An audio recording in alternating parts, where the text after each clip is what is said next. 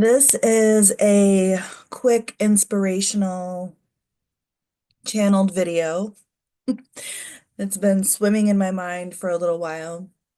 And this isn't any particular tools to utilize for your wealth threshold, but it's something I want to speak to. Wealth has a direct correlation with ownership.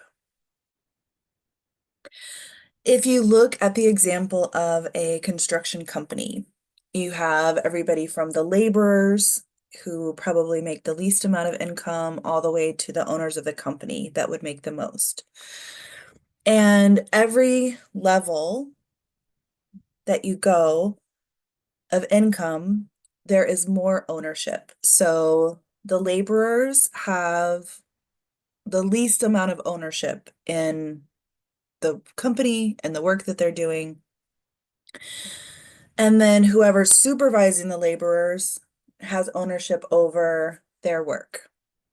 Same in the customer service department. The customer service representatives maybe have a little more ownership because they're having to speak to the customer, but they don't really own the responsibility of the company. They're answering questions, so they're typically paid a bit lower. Whoever is supervising the customer service representatives, they are claiming ownership over their team, so they make more money.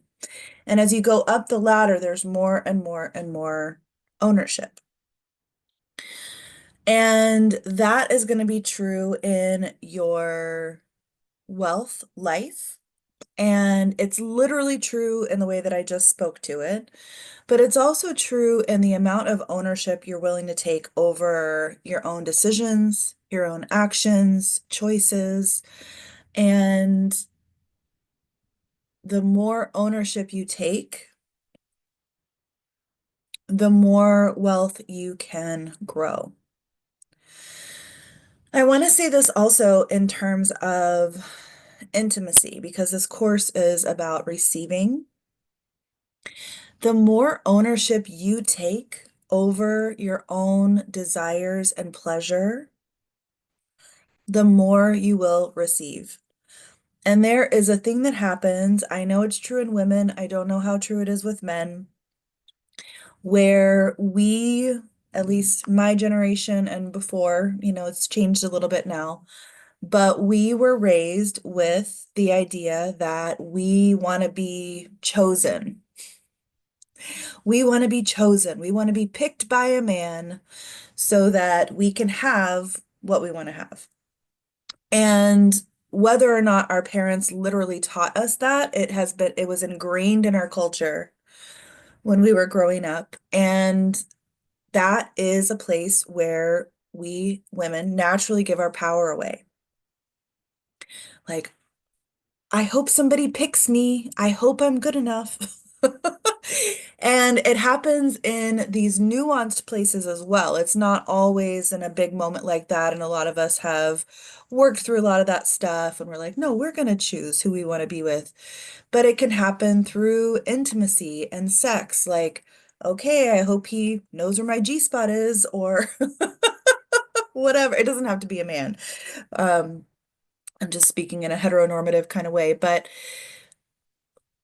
rather than claiming for ourselves first, like, wow, I really, really love, I keep using the example of having my feet rubbed because that's just what I want every day. I really love having my feet rubbed before getting intimate with somebody. I really love when somebody talks with me for hours and hours and hours. It feels so juicy and exciting. I love when people ask me questions. So like owning, owning what you love, what excites you, what makes you want to open up, what opens you up. Like these are the things that open you up, and taking ownership over those things, you're going to start drawing more of that in.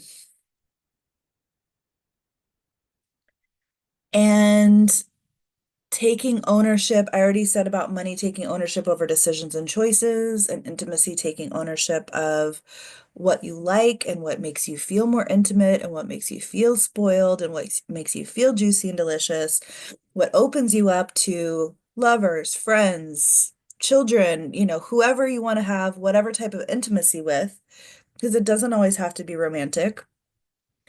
Like, what does that for you? And really own that. And when you own it, and that can just look like, this is what I like.